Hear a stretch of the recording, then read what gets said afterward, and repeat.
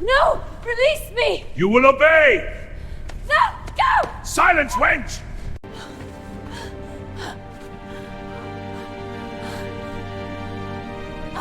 When you picture ancient Rome, what comes to mind? The Colosseum, right?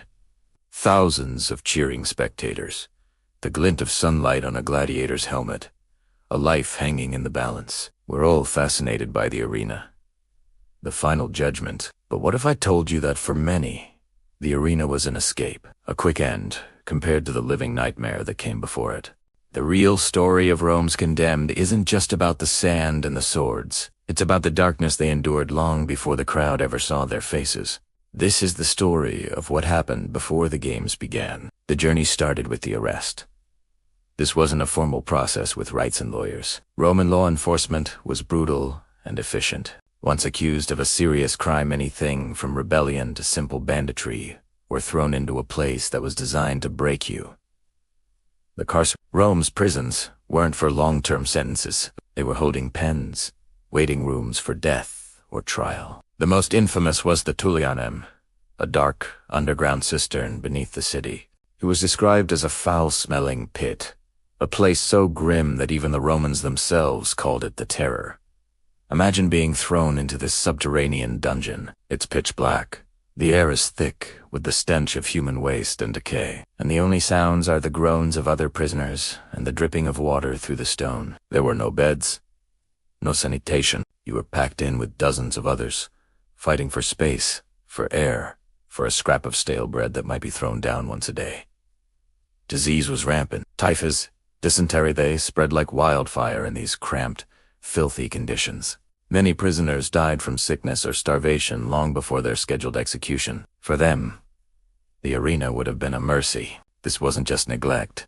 It was a deliberate strategy. The Romans believed in breaking a prisoner's spirit. The psychological torment was as important as the physical. In the darkness, time would lose all meaning. Days and nights blurred into one long, agonizing wait. You'd hear the sounds of the city above the laughter, the markets, the life you'd lost while you were trapped in a living tomb. Gods were often cruel, enjoying the power they held over the condemned. Beatings were common. The constant uncertainty was a form of torture in itself. Would you be tried, executed tomorrow, or left to rot for another month? This psychological warfare was designed to make you hopeless, to strip away your humanity before your final public appearance. If you survived the carcer, your next stop was often the ludus, the gladiator school. But don't picture a training academy for heroes. For the condemned, known as Noxi, this was just another form of punishment. You weren't trained to win. You were trained to die entertainingly. The training was savage. You'd be chained, fed a basic diet of barley and beans, and forced into brutal practice fights with wooden weapons. The trainers, or laniste, used whips and beatings to enforce discipline. The goal was to turn you into a spectacle, to teach you how to put on a good show when you were inevitably torn apart by beasts or killed by a professional gladiator in the arena. On the day of the games, the final humiliation began. Prisoners were paraded through the streets in a procession called the Pumpa. The crowds would line the roads, jeering, spitting, and throwing things at the condemned. This was part of the spectacle, showcasing Rome's power over its enemies. You are no longer a person. You were a prop in a grand display of state authority. You were stripped of your name, your dignity, and your identity before you even set foot on the hot sand of the arena floor. So, when the gate finally lifted and a prisoner stumbled into the roaring Colosseum, they weren't a fresh-faced fighter ready for battle. They were often a starved, sick, and broken shell of a human being who had already endured weeks or months of unimaginable suffering. For them, the roaring crowd and the final fight weren't the beginning of their ordeal. They were the very end. The arena wasn't the punishment. It was just the public confirmation of a sentence served long ago in the darkness beneath the streets of Rome. Thanks for watching. If you found this glimpse into the darker side of history interesting, don't forget to like and subscribe for more. The Empire believed that control created peace, and fear protected power. Every prisoner was a lesson. Every punishment was a message. This wasn't just a philosophy. It was the very architecture of their society. A grand, brutalist monument to order. From the gleaming spires of the capital to the dust-choked mines on the farthest moon, the same principle held true. Obedience was survival. But how did an entire galaxy fall under such a heavy shadow? It didn't happen overnight. It began with a promise, a seductive whisper of safety in a chaotic universe. "We will end the wars," they said. "We will bring prosperity." And for a time, they did. Trade routes were secured, old feuds were suppressed, and a fragile peace settled over worlds that had only known conflict. People willingly traded a little freedom for a lot of security. It seemed like a bargain. The first signs were subtle. Increased surveillance was for public safety. The centralization of media was to combat misinformation. Local governments were slowly stripped of their autonomy, replaced by imperial governors who answered to a single, distant authority. They were efficient, decisive, and utterly detached from the people they ruled. The bargain was changing, but so gradually that most didn't notice until the terms were no longer negotiable. Then came the lessons. A protest on a mid-rim planet, demanding better working conditions, was met not with negotiation, but with a fleet. The images were broadcast across the galaxy, a stark and silent warning. The leaders of the protest vanished, their names erased from public records. They became ghosts. Cautionary tailies whispered in hushed tones. The message was clear. Dissent has a price, and the Empire always collects. Every prisoner became a public spectacle. Their trials were swift, their guilt predetermined. They were paraded as traitors, as enemies of the peace that everyone supposedly But in the crowds, a different understanding took root. These weren't just criminals. They were farmers, teachers, artists. They were people who had dared to ask for more, to question the suffocating embrace of imperial control. The fear was a physical thing, a chill that seeped into every home. Neighbors eyed each other with suspicion. Was the person next door a loyal citizen or an informant? Children were taught to report any unpatriotic talk. The very fabric of community was unraveled and rewoven with threads of paranoia. To protect their power, the Empire turned everyone into a potential jailer. Yet, in this landscape of fear, something unexpected began to grow. The Empire's obsession with control created the very thing it sought to destroy. Rebellion. Every punishment, meant to be a message of despair, became a spark of defiance for someone else. The story of a captured pilot, broadcast as a warning, inspired a dozen more to join the resistance.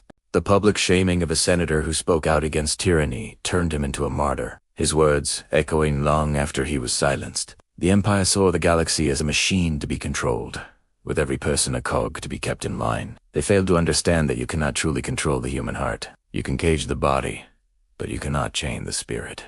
The more they squeezed, the more hope slipped through their fingers. Their grand message of power was being twisted, reinterpreted by those they oppressed. The lessons they taught were not of obedience, but of the true cost of their so-called peace. In the darkest corners of the galaxy, in secret meetings and encrypted transmissions, a new message was spreading. It was a message that fear could be overcome, that control was an illusion, and that even the most powerful empires are built on foundations that can crack. The prisoners were no longer just lessons from the Empire. They were symbols for the rebellion. Their punishment was not just a message of fear, it was a call to arms. The Empire, in its quest for absolute power, had inadvertently sown the seeds of its own destruction. Thank you so much for watching. If you're fascinated by the rise and fall of great powers and the enduring spirit of rebellion, make sure to like this video and subscribe to the channel for more stories like this one. We've got a lot more to explore. See you next time. Ever wondered where Rome got all its prisoners? You see them in movies, building colossal structures, fighting as gladiators, or rowing massive warships. But who were these people, really? Their stories are more diverse and dramatic than you might think. Let's dive into the 5 main sources of prisoners in the vast Roman world. First, and perhaps most obviously, were captured soldiers. Imagine the scene. 2 massive armies clash. The din of swords and shields is deafening. When a Roman legion was victorious, the surviving enemy soldiers were often taken prisoner. This wasn't just a handful of men. We're talking tens of thousands after major campaigns, like Caesar's wars in Gaul or Trajan's conquest of Dis. These former warriors were a valuable prize. Some might be sold into slavery, their military discipline making them sought after for certain tasks. Others could be paraded through the streets of Rome in a grand triumph, a living symbol of the empire's military might, before facing their final fate. For a captured soldier, the end of the battle was just the beginning of a terrifying new chapter. Next up, we have rebels. The Roman Empire was huge, and not everyone was happy about it. From Britain to Judea, uprisings and rebellions were a constant feature of Roman history. When these revolts were crushed, the consequences were severe. The leaders and participants were rounded up as prisoners. Think of the famous revolt led by Spartacus, or the Jewish-Roman Wars. The Romans made brutal examples of these rebels to discourage others from trying the same. They could be crucified, thrown to wild beasts in the arena, or forced into the harshest forms of labor, their punishment serving as a grim warning to any province considering defying Roman authority. The third group is a bit more complex. Enslaved people themselves. Now, you might think, weren't they already prisoners? Yes, but they could become prisoners of the state in a new way. If an enslaved person committed a crime, especially a serious one like trying to escape or harming their master, they wouldn't just be punished privately. They would enter the state's penal system. Their fate was often a death sentence, carried out publicly to reinforce the social order. This system was designed to maintain absolute control and terror, ensuring that the millions of enslaved individuals across the empire remained compliant. It was a double jeopardy, a prison within a prison. Of course, like any society, Rome had its share of common criminals. This is our fourth category: thieves, murderers, arsonists. Individuals, if caught and convicted, would become prisoners of the state. However, Roman justice was heavily skewed by social class. A wealthy citizen might get a fine or exile for a crime that would earn a poor person a sentence to the mines or the arena. The prisons of Rome weren't for long-term incarceration like today. They were mostly holding pens. The real punishment was what came after: forced labor in the mines, a death sentence in the Colosseum, or being condemned to row the galleys. For the lower classes, the line between being a free citizen and a condemned prisoner was dangerously thin. Finally, we have political enemies. In the cutthroat world of Roman politics, falling out of favor could be a death sentence. During the late Republic and throughout the imperial period, purges and proscriptions were common. Powerful figures like Sulla, the Second Triumvirate, and many emperors would declare their rivals enemies of the state. These individuals, often wealthy senators and influential aristocrats, would have their property confiscated and a bounty placed on their heads. If captured, they were considered prisoners. Their trials, if they got one, were often a sham. Execution was the usual outcome, a swift and brutal way to eliminate opposition and consolidate power. It was a clear message. In Rome, the political game was the most dangerous of all. So, from the battlefields of distant lands to the very heart of the Senate, the Roman state filled its prisons and arenas from all walks of life. Each prisoner had a unique story, a life that was violent. Have you ever wondered what happened to the people on the losing side of a Roman battle? We often hear about the victorious legions and the triumphant generals. But what about the ordinary men, women, and children caught in the crossfire? The reality is that war was the single largest source of enslaved people in the Roman world. It was a brutal, efficient machine that funneled millions into a life of servitude. Imagine this: a Roman legion sweeps through a territory. They're not just fighting an army, they are conquering a land. Entire villages, towns, even entire populations could be captured in a single campaign. Think of Julius Caesar's conquest of Gaul.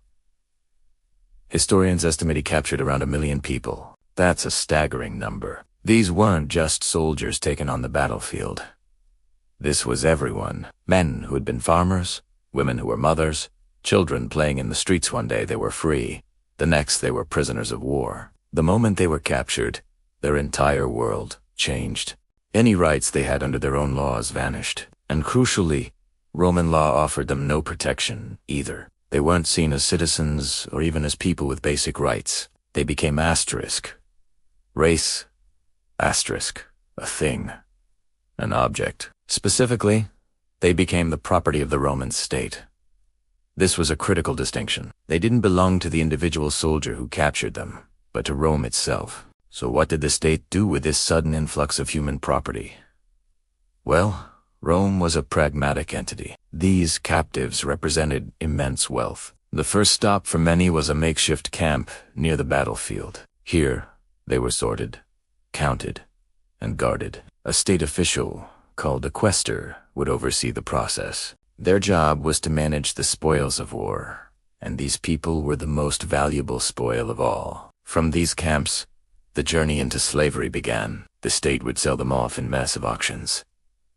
Slave traders, who often followed the Roman armies like vultures, would buy them in bulk. Picture a chaotic, desperate scene. Families who had been captured together were now torn apart, sold to different bidders heading to different corners of the vast Roman Republic, and later, empire. A father might be sold to work in a mine, a mother to a wealthy household in Rome, and a child to a farm in Sicily. They would likely never see each other again. The price of a human life fluctuated based on supply and demand. After a major military victory, the market would be flooded with captives, and the price per person would plummet. This made it possible for even moderately wealthy Romans to own slaves. It wasn't just the super-rich elite. Small business owners, farmers, and workshop managers could all afford to buy people to do their labor. Once sold, they became the absolute property of their owner. Their new life could be anything from grueling, back-breaking labor in the silver mines of Spain, where life expectancy was terrifyingly short, to working the vast agricultural estates known as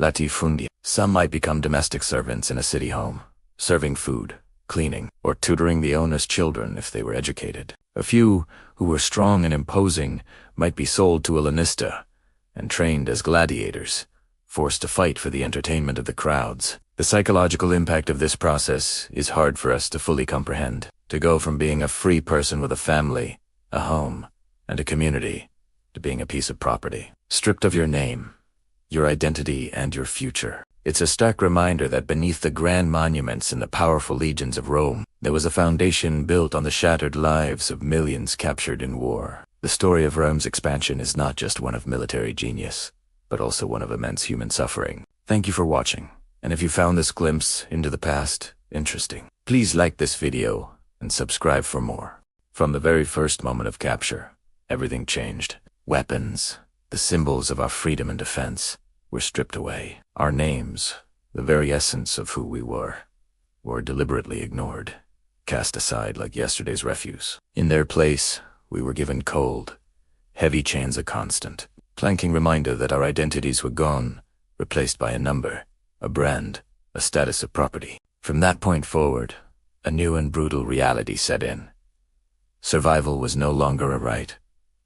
It was a privilege earned, and the sole currency for earning that privilege was usefulness. The strong were sent to the fields, their muscles straining under a relentless sun, tilling land that would never be theirs. The skilled were put to work in forges and workshops, their hands crafting tools and weapons for their captors. The irony a bitter pill to swallow each day. Women were assigned to domestic servitude, their days a blur of cooking, cleaning, and catering to the whims of the masters, their own needs and desires completely erased. Even children were not spared. Their small, nimble fingers were deemed useful for tasks too delicate for adult hands. Their childhood stolen before it had a chance to bloom. To be useless was a death sentence. The sick, the weak, the old if you could no longer contribute. You were considered a burden, a mouth to feed with no return on investment. You would be cast out, left to the elements, or worse. This ruthless calculus of utility governed every aspect of our existence. It dictated who received a meager ration of food and who went hungry. It decided who slept under a leaky roof and who was left exposed to the biting wind and rain. This system was designed to break us, to atomize our community, turning neighbor against neighbor in a desperate scramble for survival. But something unexpected happened. Within this crucible of despair, a different kind of strength began to emerge. It wasn't the strength of muscle or the skill of a craftsman, but the strength of the human spirit. We began to see beyond the labels of useful and useless. The so-called useless. The elders became the keepers of our stories, whispering tales of our past, of a time before the chains, reminding the young of who they truly were. They held our history, our culture, our identity in their memories, refusing to let them die. The sick and the injured, far from being burdens, became the focal point of a secret, silent rebellion of compassion. Healers would share their limited knowledge, smuggling herbs and poultices.